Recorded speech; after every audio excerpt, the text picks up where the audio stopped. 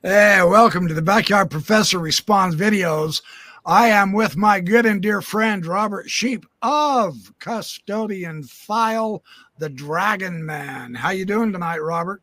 I'm doing wonderful. Thank you, Professor, very much. I had an exciting day. I actually got a private invitation to walk through the Laker training camp here in El Segundo, right next to LAX.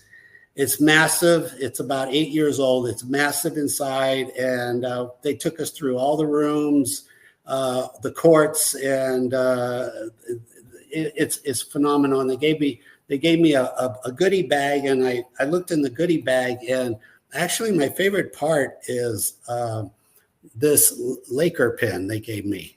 Oh, how cool is that? Yeah, but they gave me a Laker hat, a shirt, and it was like really, really cool. This is what LA is. That's one of the fun things about living in LA. You can get souvenirs. Yeah. So I got my share of souvenirs. So I'm really having a good day. It's been nonstop, and I've been looking forward to having this chit chat with a little bit of update. And I think your viewers will like this. It's kind of interesting, to say the least. Yes.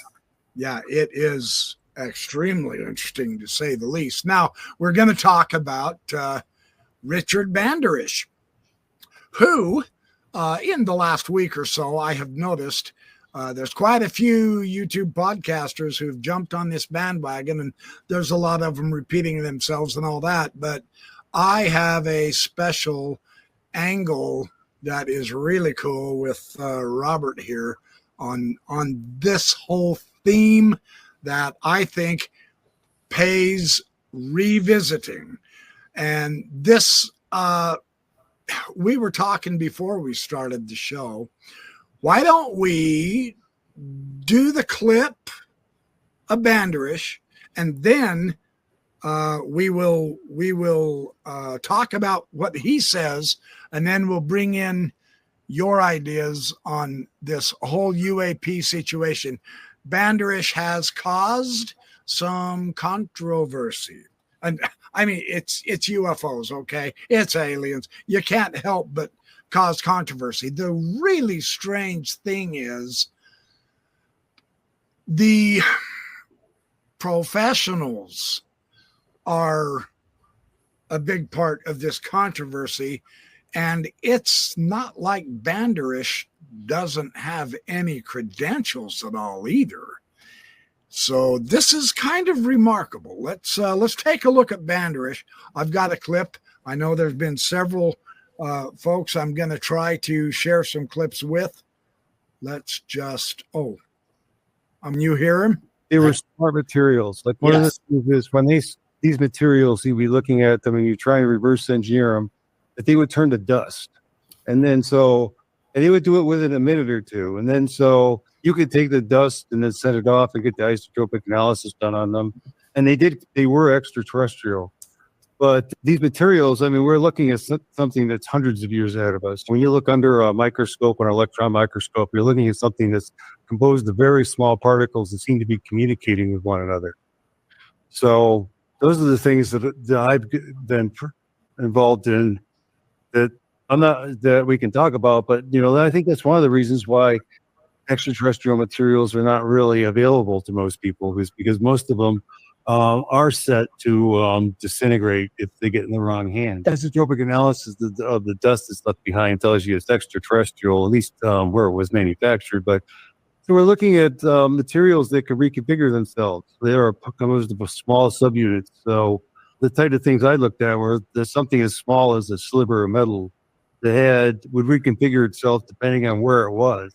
It would cloak itself and it would try to blend into the environment. So the ones that this one NGO used to get a hold of were the ones that were technically broken.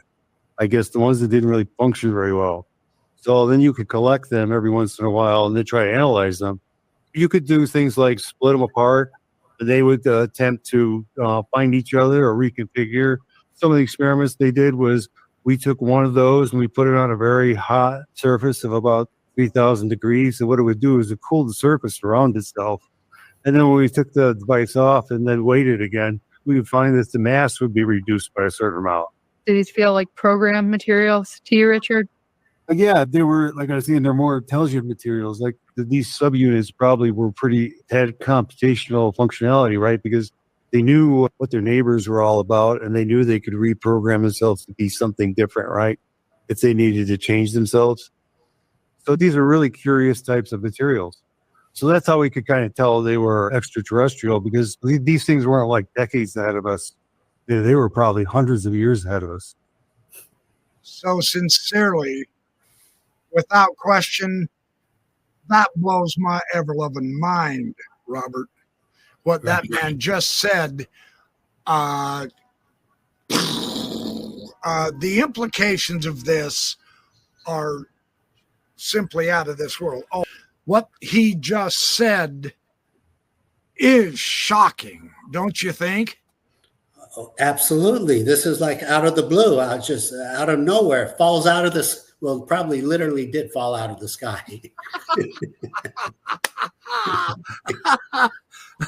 Good pun. But basically, this person, I don't know if he's retired, but a NASA engineer, DARPA, and Lockheed, he's up there. He's up there in the echelon. He's up there. He's not going to tell you how high he is. And then of course, immediately people want to, well, why is he volunteering this information? So some people are automatically criticizing and saying, well, he's got to be lying because he has non-disclosure agreements. And so what he's saying has to be a lie because he would be sued and go to jail. But at the same time, maybe NASA is saying, you know what, we don't know how to get out of this. And we got to come across as appear to be in good faith. And we got to offer the public something. And this guy has credibility. So do me a favor, go out there and give the public some breadcrumbs. Just give them a little bit of breadcrumbs. Don't talk about the speed they travel. Don't talk about how we shot them down. Because he said some of them appear to be disabled. But just very vaguely roundabout talk about. So this needs to be rewatched over. But basically he's saying there's these very tiny materials, and he calls these ET materials isotopes. That's fine. That's a fair description of an unknown element. And he's saying, look, we don't know what they are, but under a microscope, we split them apart. And they tend to want to reconfigure. And while I was just hearing this, I'm like, I flashed back to the 2008 movie, The Day the Earth Stood Still, when those little bugs, those insects, how they would split apart. I've got that. Let me show that. Okay. Let me show that real quick. Hold on. It's, you wonder, like, Hollywood seems to get a lot of things right about the future. I think they've been disclosing for decades. They've been doing it with humor and kind of silliness and all that, home, E.T., go home and all that. But that is to break us in and get us used to this theme, Right. And it's working. And, oh boy, is it working. I think it's working.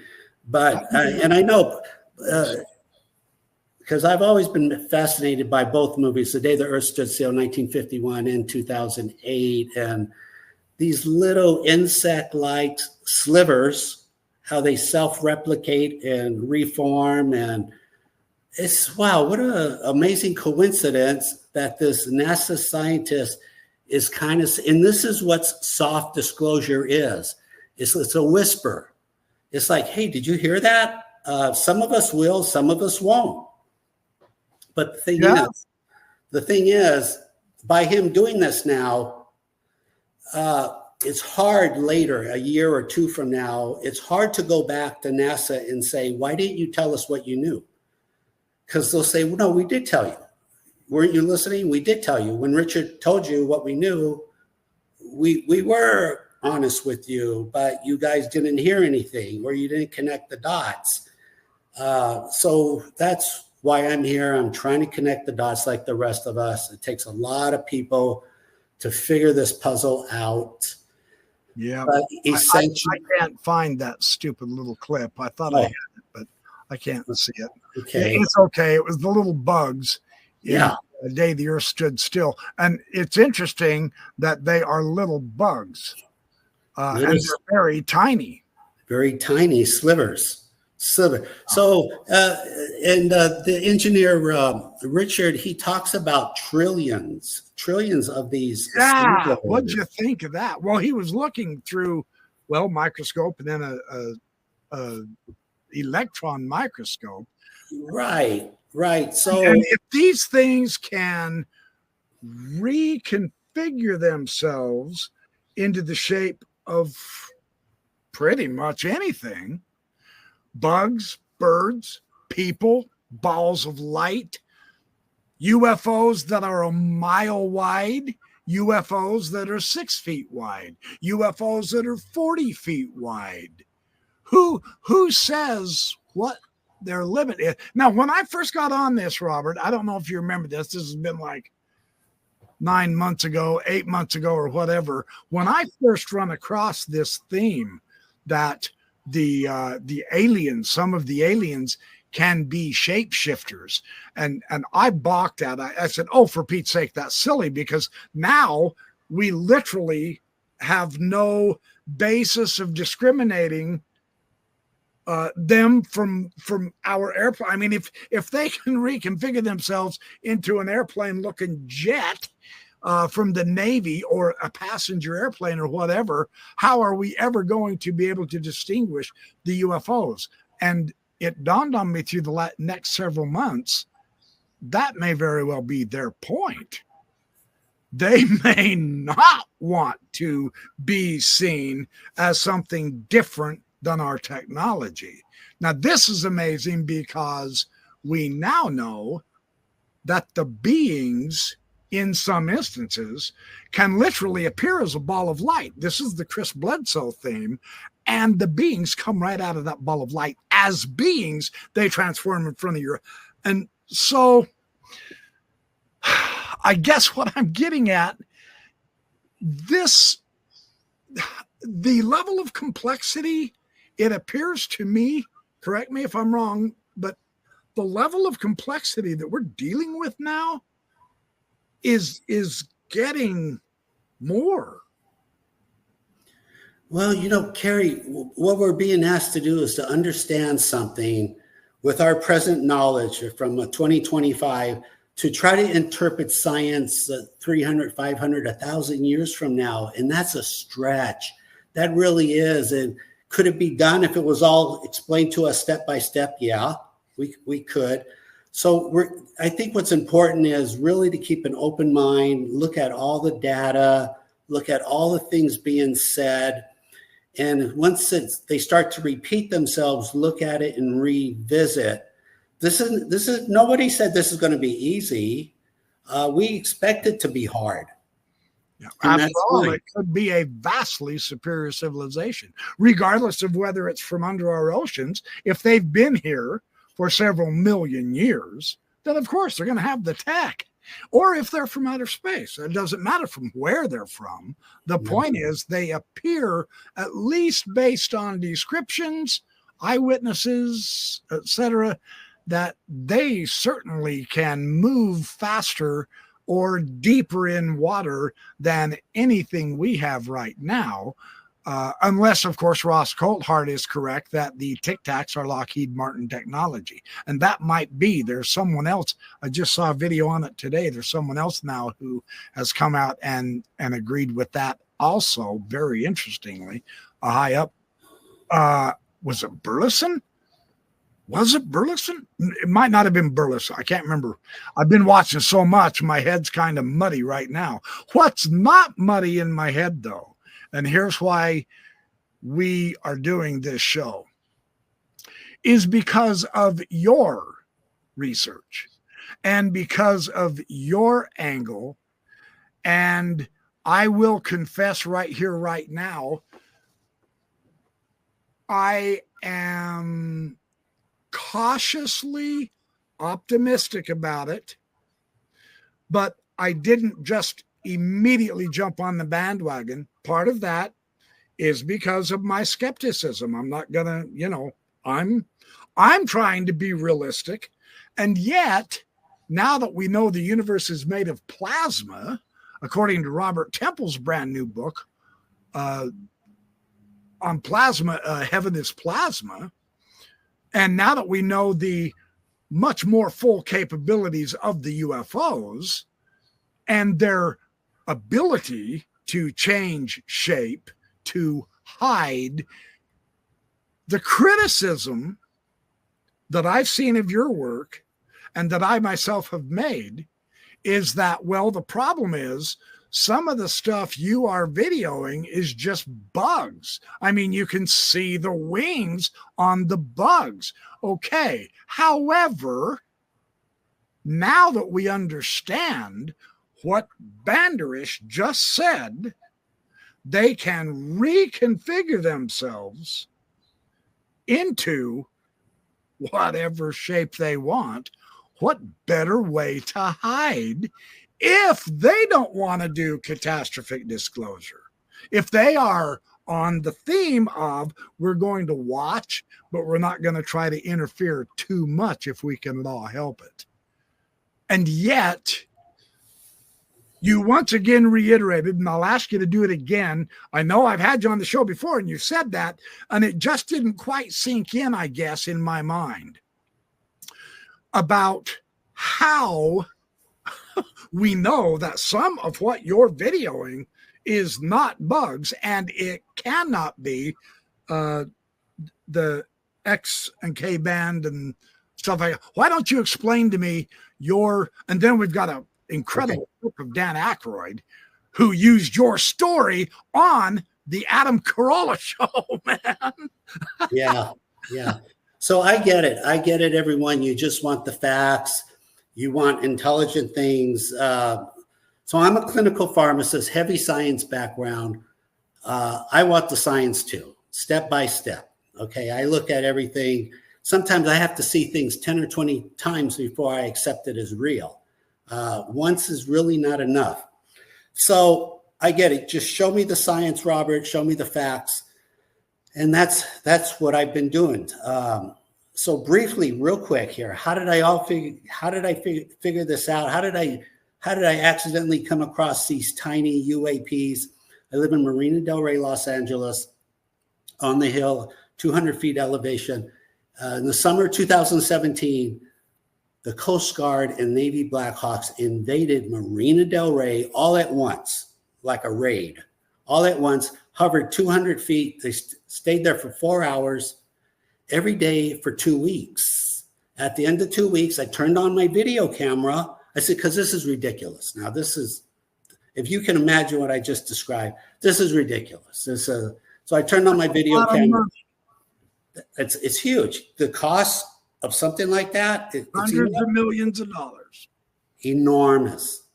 Exactly correct. Enormous. So 2 weeks go by. I said, I'm going to start recording this. And that's when you see these tiny objects flying up to our helicopters. And I said, whoa, what the heck? So I say, very calmly, like, okay, let's analyze this. Let's think about it. Is this repeatable? So it becomes repeatable. And basically these helicopters now, they never left. It wasn't just one time in 2017. So the military never left. So they're still there today? Yeah, they're still here today. And so with me, it's like, well, if these things are bugs, then why do they only fly when the helicopters show up? So that I couldn't get past that. It was like, wow, how do you explain that these things, when the helicopters, when the Apaches, when the police, when the sheriff show up, they show up and they fly into the video. And when they fly into the video, I call it a tag. Like they either reconned the helicopter, and I think that's what they're doing. They're reconning all our helicopters. So over the years, 14,000 hours of research, 8 years, 6,000 videos. I agree with you. I thought it was a bug for 1 year. I thought these are bugs. This is a dragonfly because you can kind of see a wing. That really doesn't explain the overly inordinate amount of interest that these law enforcement and military are showing these.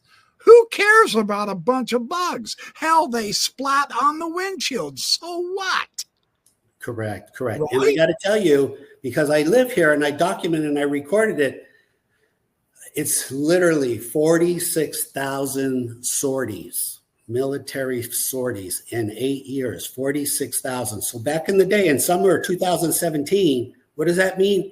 Every 15 minutes, a Black Hawk would come in, he'd leave, then an Apache would come in, they'd leave, and then an Osprey would come in, they'd leave, then the sheriff would come in, they leave, and the police would come in, and then it was a circus. It was an air show every day for 2017, 2018. And I documented, I recorded, and again, these things only fly. And then you could see the military choppers chasing them or trying to engage. And over You time, saw that? yeah, I have all the videos. I have all the videos. So, it's self-taught. Then I figured out there's some radar on the internet, free airplane radar. There's 4 or 5 apps. I like planefinder.net. It's simple. It works very well. Planefinder.net. If you're not a member, you can time travel back 90 days. So if you have a video and you want to know if there was an airplane in the sky when you recorded that video, planefinder.net, you can do that. Or for $10 a year, you can time travel back 3 years. So I love that. Yes, but I mean, it's obvious on your videos. I've seen many of them. Those aren't airplanes. And if you look on Google Map, Marina Del Rey, there's 600 acres of wetlands. It's a marsh where coyotes, skunk, raccoons, rabbits, they all live down there. And so I was driving through 5 years ago, and my car radar detector started going off. And I said, that's funny. Our radar detector. Had it ever gone off before on any other trips you've ever taken? Well, not in the middle of the desert and not in the middle of a wetlands. No, that makes no sense. Like if I was driving, they don't go off. They only go off in the city if you drive past a police car. And it was a very sophisticated radar. It was called the K40.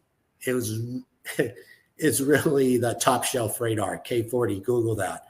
So when that goes off, that means, hey, you take me serious because there's a cop in front of you with a radar gun. But the problem is, I'm in the middle of 600 acres of wetlands. It's kind of amazing that an area like Marina Del Rey that's so affluent that we would have like no man's land. And when I say no man's land, it's not so bad driving through in the day, but you kind of avoid driving through at night and forget about walking down there. That's you're really taking your chances walking through no man's land in the middle of the night. But my point is, the car radar detector is like, it's like, you know what? Why did it go off here? It makes no sense. So I said, you know what? I have a couple old car radar detectors in my garage. Why don't I attach it to my camera? Yeah, just like that. There we go. There's your K40. Okay. $100 this end. Yeah, that's actually, and then you have to. Oh, look at this one. The Platinum 360 is $1,298 too. Yeah. So, these are high end. These are the top line. And then you pay a guy like $1,500 to install. It's really, they're kind of illegal because they can also jam radar, police radar, lasers, like F-22 technology. So I just wanted to see it. And, but you can do this experiment yourself, and you can, real simple. You just buy a used car radar detector on eBay. It's $20, $30. It works just as fine. So they're going off. How? So what I do, how does that happen? Well, I took my old car radar detectors. I have a tripod. I have a Panasonic X1000 4K 60 frames. Kind of being a scientist and an inventor, I attached a light box, a 4K 14-inch monitor, and on top of the light box, I put these 2 car radar detectors. And then below on my tripod, I have an iPad, planefinder.net. So I see incoming helicopters from 360 coming in from the south, from the north. And when I see incoming helicopters, I just go on my balcony and I press record and I record the helicopters. And so it sounds too simple, but it's actually science. Should be simple if you understand it. And sure enough, over the same airspace over Marina Del Rey, right where the jetty rocks are too, right where the jetty rocks are, the police, the sheriff, they come in, they start to turn in the air. And right when they're turning, these things fly by at 2,000 miles an hour. The silhouette is about a 10-inch Corona silhouette at a maximum velocity of about 2,000 miles an hour. And 8% of the time, they will trigger your car radar detector. So on my videos, you can hear it, K-band, X-band. Yes, I have done that. Yeah, I've heard that. Yeah. And now 8 years So later, that's telling you they're tripping the radar on K and X band. Now, bugs just don't do that. No bugs trip car radar that they certainly splat against your windshield, but they do not set off the car radar. No, they certainly don't. And then for what it's worth, 2 years ago on 4/19/23 UAP characteristics, the Pentagon gave Congress a chart and said, here are the characteristics of UAPs, and one of them speed 2,000 miles an hour, and they trigger the X-band spectrum. That was 2 years ago, but I figured this out 5 years ago, so I am not copying somebody's technology. Okay, so this little idea, you want to show the Dan Aykroyd one? Yeah. So briefly, this is so fascinating that Dan Aykroyd actually. Well, let me before you play it. Let me give you. I'll go look for it while you're still talking. Okay, so what happened was 5 years ago, I sat down with Dan Aykroyd at Sony Pictures right here in Culver City, California. I brought my computer. I said, look, Dan, this is what's going on. Look at these videos. This is the 411. And after 3 hours, he was mesmerized. And frankly, he said, Robert, I'm going to get to the bottom of this. I'm going to go talk to the mayor right now. I said, really? He goes, yeah, I'll get to the bottom of this. I said, Dan, that's great, but why don't you talk to the first eyewitness, which are the pilots? Look what I found. Sorry to interrupt you. Yeah, the day the Earth stood still, these little slivers that replicate there they and are. reform and reconfigure.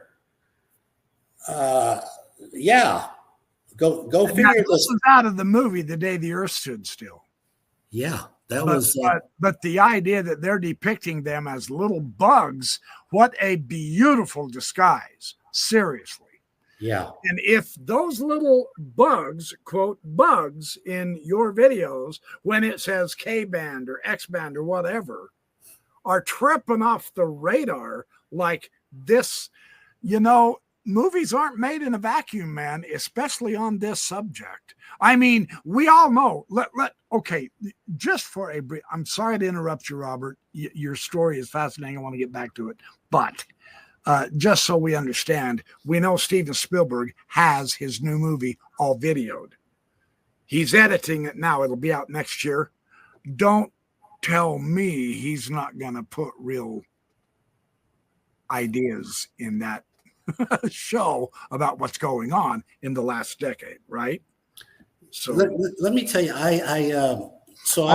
I'll go find Dan Aykroyd now. Okay, I'm all over the place here, but I was the pharmacist to the stars in the 90s.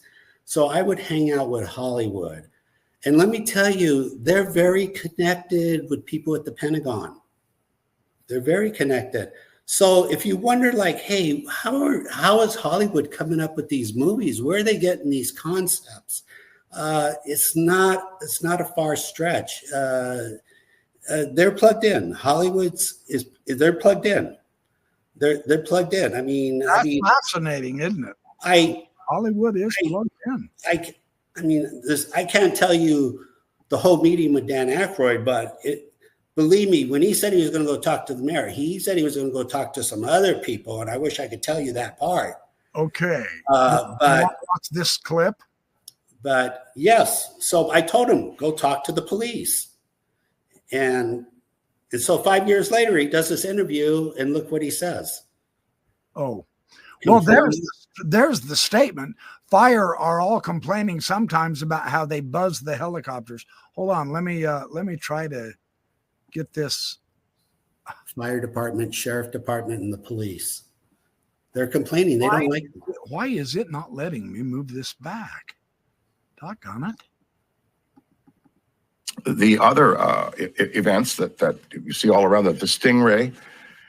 There's a guy here taking pictures of them in Marina Del Rey. The helicopters are police, sheriff, and fire are all complaining sometimes about how they buzz the helicopters out here at Marina Del Rey. So many different types.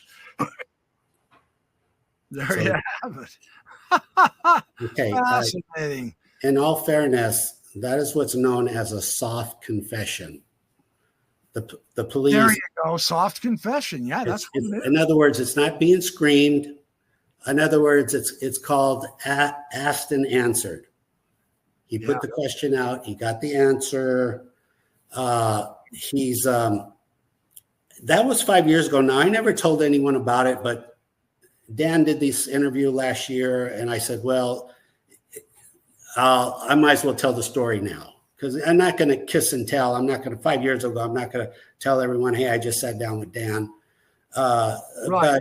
But on this subject, I think it's very appropriate that you're now sharing this story. And thank you for letting me air that clip of Aykroyd, because that's pretty important. He is a pretty serious researcher in this subject. I don't know. I mean, don't let the fact that he's an actor and that he's a Hollywood guy and that he's a funny man in Ghostbusters, so he can't possibly do any good serious research. Dan Aykroyd is one of the really serious men who's researching it with the capabilities financially and intellectually, etc., to look into this. That's very interesting. So thank you very kindly for letting me share this event with you. It's been a long time coming. A long time coming. It's and frankly, I'm very grateful. Somehow he told the story, because at the time I told him, when you talk to the police and the fire department, there's a good chance they're not going to tell you the truth. So please push the issue. Just push the issue. Don't take no for an answer. So for whatever reason, that's what we've been doing. You and I and many other YouTubers. It's because this is a lot of people to get this job done. So there you go. So my point is, if you're a news person, a big time news media, go talk to the police, the sheriff, and the fire department for starters. And then watch a couple of thousand of my videos, and then go talk to the pilots of the Osprey, the Blackhawks, the Apaches, the Lakota, the Coast Guard, etc. And now, by the way, you're probably thinking, why fire department? Why is the fire department involved? What, the fire department and the Edison chopper, the Department of Water and Power, DWP Edison chopper. You're thinking, whoa, wait a minute, what does the fire department and Edison chopper got to do with UFO? Well, they have very sophisticated thermal cameras. And the government, of course. The government needs, at this point, they're asking everybody's help. Yeah. Everybody's help. Yeah, that is making the Tedesco brothers be on the right track also. That's showing that they also, in their multiplied equipment, is doing very well. Hey, have I got a treat for the rest of you guys right now, right here? Robert, you've given me permission to share this, and I do so appreciate it, because I think this is significant. Doggone it. Would you like to tell us what this is and what it means? What is going on with this? Okay. Well, not being a computer expert, I'm learning this as everybody else is learning this. So I have this GPAI, and it's like, I just found out about this engineer, Richard, and I'm like, so on YouTube, you can go under comments and you can read the transcripts. It's kind of a neat feature. And so you can copy and paste all the transcripts. So what I did was I simply copied and pasted, and I put it all in AI. And I said, hey, AI, read this. What is this guy saying? You figure it out. And so and over the years, I've been talking to AI. I said, look, I'm recording these UAP, here are the characteristics. They have a 10-inch corona silhouette, 2,000 miles an hour. They trigger the X and K band. They fly, by the way, they fly behind aircraft. We have those videos. We have those. Okay. So wait, if you've got a helicopter that's flying out there, and now of course they're not flying very fast, but what if they're out there 600-700 yards away and these things are flying up to it and then flying behind it? That's not something any bug's gonna do. I got news for you. Those who say these are just bugs, hold on, that's significant. I had never, now see, I don't know if we said this the last time I had you on my show, but that really gongs right now with me, because bugs are not going to fly up to the craft, especially with that chopper blade, with the down of the wind, with the down rush. A bug's not going to fly around that and be underneath that. That is a very interesting point. Yeah. Well, Professor, I get it. There's a lot of information here. It may sound easy to me, but like I said, I've been 14,000 hours of researching, but it's important. I'm just showing you the data. Yeah. Yes, we have multiple videos, and not just me now. On my channel, Custodian File, I've encouraged other people, record this yourself. Take the Dragon Challenge, take the UAP Dragon Challenge.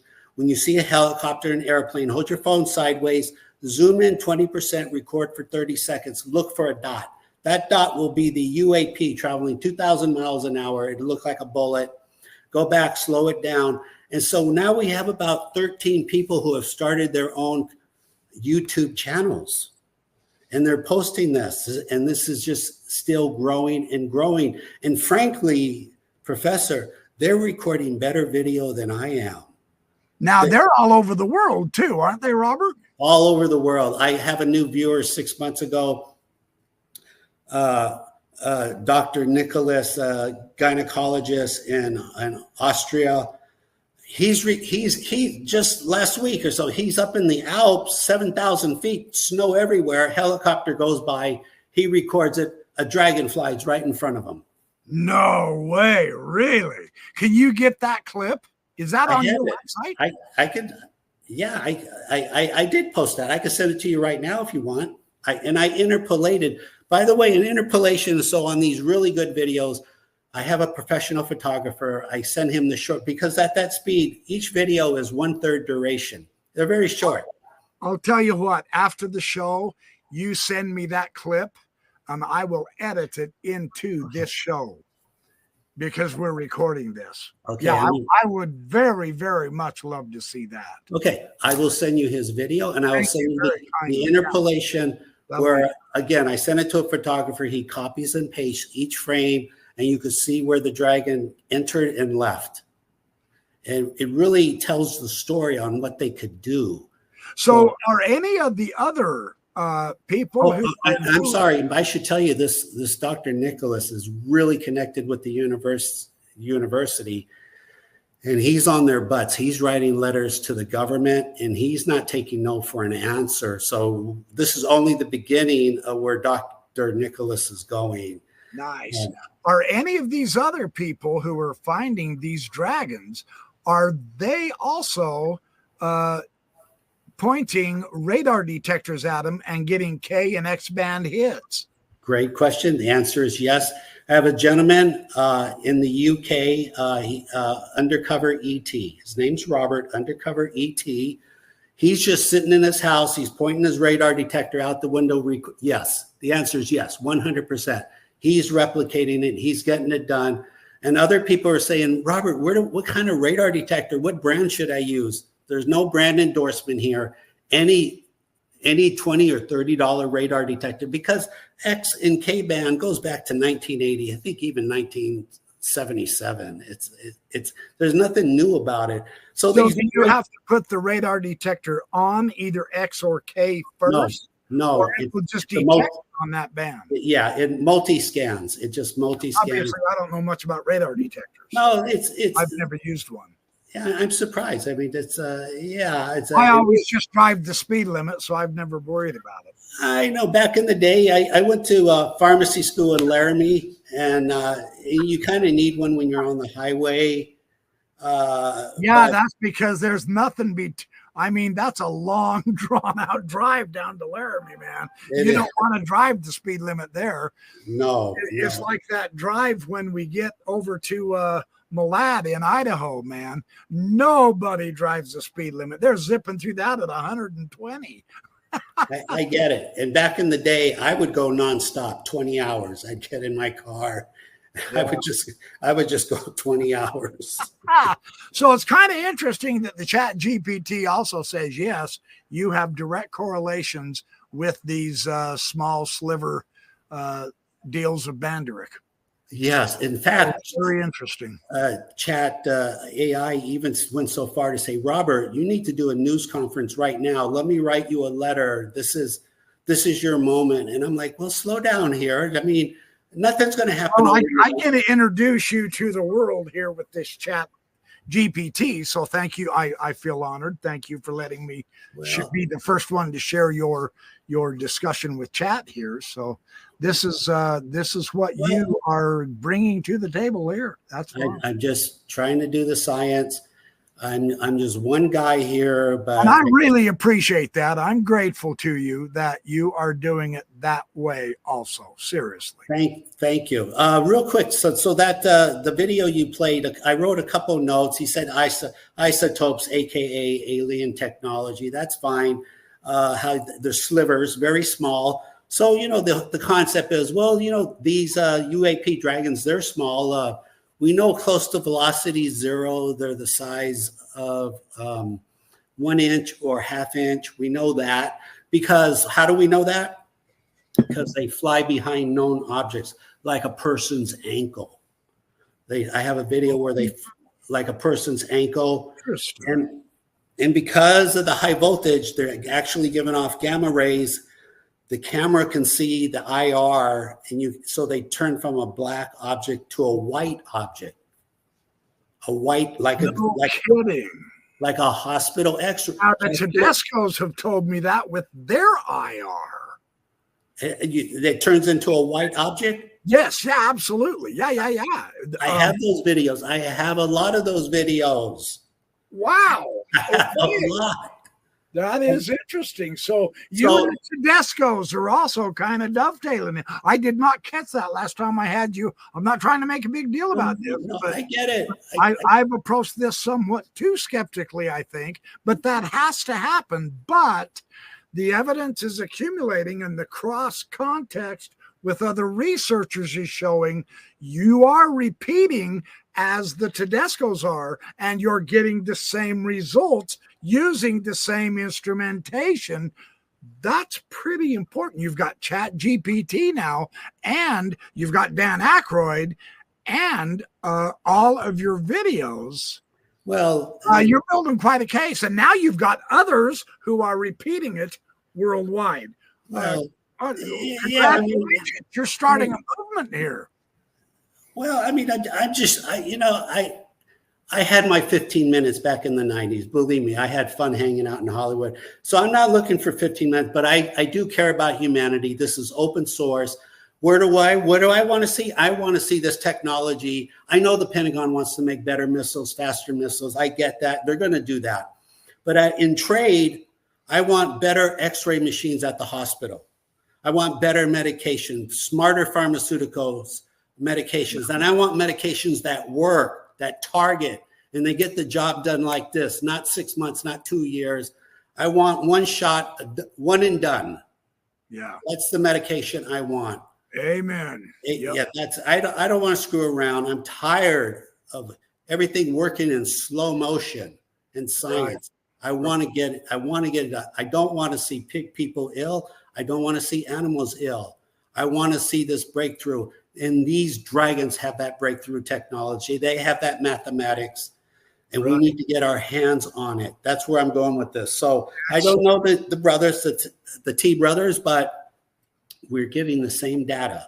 And for what it's worth, the same kind of data for sure. And it's been repeated with the exact same types of instruments. And in my opinion, that's pretty impressive. Thank you. No, any that's of you what has to happen now. That ups the credibility, in my opinion. And I'm hoping there's some people in my audience who are scientifically who have the scientific acumen to recognize that, okay, well, here's where you're making a mistake, BYP, or, okay, Robert Shiepe is getting this effect. The Tedesco brothers, with the same type of instrument, is getting the same type of effect on the other side of the continent. And that match, to me, that says, let's keep looking into this in even more detail. And now we have others who are posted on your website who are also getting these on the X and K band around the world.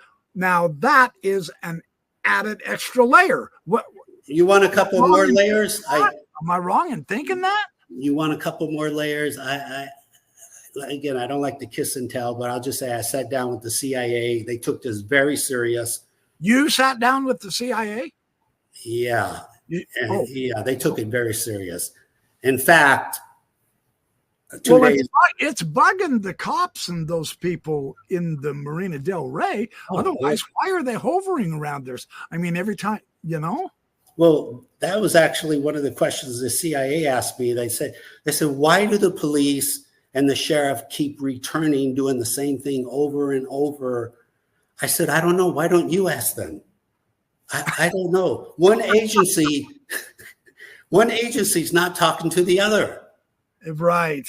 Yeah, that's got to change, man. That's why we're not getting any closer on this UFO thing. Oh, for God's sake. Thank you. I mean, even Gary Nolan, and this is so unfortunate, but I think he's got a point. Even he said the lack of communication between agencies, and we're all supposed to be on the same damn side. This is the agencies of the United States of America, but because they refuse to communicate with each other, 9/11 occurred. Right. Well, that's a disaster. That should say right there, any normal, logical thinking human being can say, oh, for hell's sake, stop your idiotic, childish secrecy between departments and you don't play football as a quarterback and a center and not let the line know where the hell you're going to go and what you're doing. You all have to have the same information or you're not going to function good as a team. That's my rant. But I get it. In a way, we are our own worst enemy because we're not communicating.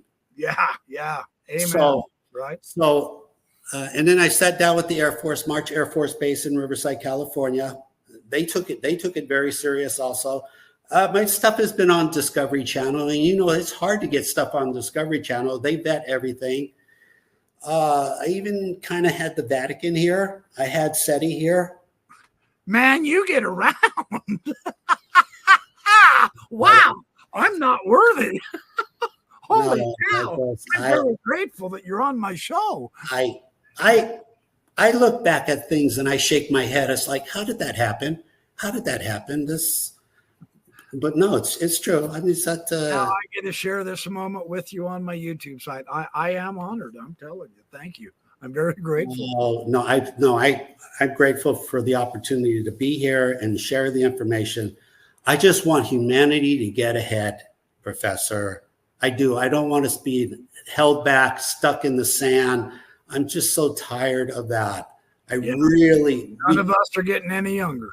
No, and that's a whole other science. To believe me, as a pharmacist, I could tell you about anti-aging technology, and that it is real, and sadly, it is off limits to 99.999% of people. That is a criminal against humanity. 100%. That is horrible. 100. Let's not go there. You're going to get me frothing at the mouth. Yeah. Well, hey, I think we've covered pretty much every base we wanted. just real quick, Professor. So Richard was saying he's studying these small UAP slivers. They were broken or incapacitated. Now, just because of my research, I can just add a little bit more information. I'm predicting the samples that he was studying was from 2018.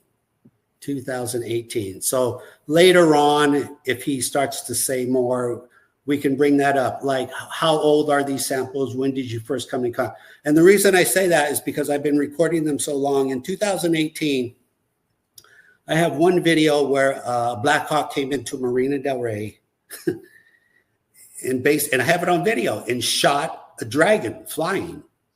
What? I know, I can't believe it myself. How? With the machine gun? No, you're thinking of the Seahawks, the Navy Seahawks. How did they shoot it? Had to be EMP, a digital weapon, energy weapon. So sure enough, I have it on video. The thing is tumbling. It's tumbling. It's losing altitude. No, you got it. I gotta see that video clip. That is astonishing. We'll get you on the show again, and I want to talk about that some more. I had no idea you had. That is a treasure. Wow. When I tell you I have 6,000 videos and 14,000 hours of research. Yeah, I know. You sent me, sir. I'm a serious scientist. I mean, I wish I could. I don't want to brag here, but I wish I could tell you what I did for pharmacy, how I advanced healthcare in pharmacy. 40 years ago, I started. Your heart for doing so. I introduced paradigms when it comes to infectious disease, HIV care.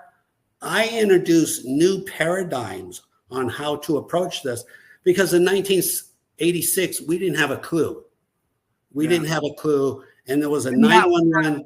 When that book came out and the band marched on, or the band carried on, or whatever, when they realized the seriousness of HIV and all that. Yeah. Right. And my point is, I came up with 3 paradigms on what to do, and it was adopted by the scientific community and implemented on a pharmacy level. Thank you for doing that. That's very honorable.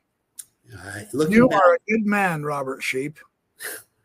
I just trying to do my part. You know, that I don't appreciate it. So am I. Yes, absolutely. That's what makes us have so much fun together, because we are a lot alike, although you are vastly superior than I am. No, I don't know about that. I don't know. It's just, I don't know. Sometimes I can't remember 1 and 1 is 2. 1 and 1 isn't 2. 1 and 1 is 11. 1 plus 1 is 2. There's a joke about that. That's why. Yeah. All right. Stop it. But I think, yeah. So my point is, in 2018, we did shoot one. Amazingly, I have a roof camera, because people say, no, Robert, the gold standard is you got to record these with 2 cameras separated. I said, fine. So I put I went to Costco. I bought a Lorex 4K security 8 camera system, and I formatted 6 cameras on my roof. So I have a view of Los Angeles. God forbid when something goes down, like when the Palisades fire 6 months ago, I'm the only one with the video that shows the fire from the very beginning. Or the next earthquake, I'll have it on video. Yeah. So my point is, when the Black Hawk shot the dragon and it tumbled out of the sky, from an opposite direction, a second dragon, a wingman, came in, rescued the first, and they both. Did you have that on video? Did you have the video of the second dragon coming in as a wingman? I have got to see that. No, this is nuts. That is. We really need to do another follow-up. That is amazing, Robert. I really hope. Okay, yeah, we'll make plans. So 2018, that's why I say, if they have a broken UAP sliver dragon, they got it from 2018. And also in that year, I have a video of 4 Black Hawks, February 25, 2018, 7 p.m. They just came in from the east. They flew to the ocean, but these guys were dead serious. I mean, super serious. The chopper number 1 had its searchlight on, illuminating the ground. Chopper number 3 was lights out, pitch black, but my roof camera could see all of them. And they went north, and my assumption is they went to Point Magoo. They had chopper number 3 had a captured UAP. I mean, they were carrying the highest VIP. They weren't just carrying 15 tons of gold. They were carrying a serious VIP package. My assumption is it went to Point Magoo because 36 hours later, those 4 helicopters, those 4 Black Hawks, frantically came back to Marina Del Rey, started flying circles frantically. At 2:00 in the afternoon on Sunday, I tell my wife, hey, record them with your cell phone for the heck of it. And sure enough, you can see these dragons flying up to our frantic black helicopters flying. I have that all on video. I posted that on my channel. I know what I'm doing. Come back to your channel and take a second look. That is incredible. So we'll talk on the phone, and you can give me some dates of videos I can go check out. anyone can reach out, custodianfile@gmail. You can say, Robert, can you make me a link of what you're talking about here, the Blackhawks, the Ospreys, the Apaches, the Coast Guard. I know how to make links now pretty fast. I'll send you a link. Go ahead, knock yourself out. Put it under AI microscope. Go ahead. So I'm doing my part. That's what I'm saying. Yes, you are, and we are very grateful for you. So we really are. That's service. You won't hurt my feelings if you are inspiring. Thank you. Thank you. And I like that. So like I said, I just want better medical technology to come from this. That's what I want. Yeah, I agree. Yeah. So that's thank you so very much for being on the show. What a terrific subject. What an astonishing amount of extra information that you bring to the table on Banduric and the relevance and the reason why, based on, sincerely, I'm not trying to exaggerate this, scientific evidence repeated, not only by the Tedescos, but other people around the world, of this whole thing happening, that dovetails beautifully with Banduric, thus demonstrating that the gatekeepers who call him a liar are just simply hold no water. They don't have half the credibility that you and Banduric and other people involved with this have.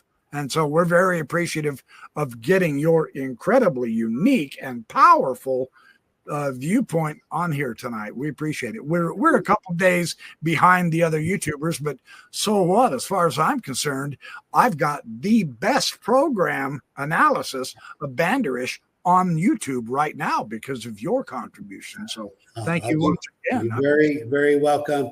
Thank you, Professor. I thank all your viewers for giving me the opportunity to present my case, my data. I hope it's convincing. And like I said, if you need more, just reach out, say, Robert, show me these videos, these videos, these videos. I have them. I have them. Wonderful. We will do so. All right, you guys, we're going to head out. Appreciate all your excitement and enthusiasm and support.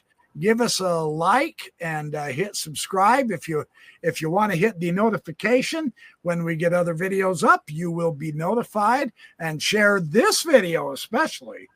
This is by far the most complete, interesting Banduric video you're going to see on YouTube, and I'm very grateful I could be a part of this production with Robert Shiepe. So share this with everybody you know as well. And we will come back with a lot more cool, informative, fascinating, possibly humorous, interesting information on the UFOs, the UAPs, and all of the related subjects, which are at least a dozen that I can think of. We continue pressing forward and moving on. So thanks for watching us. We will be back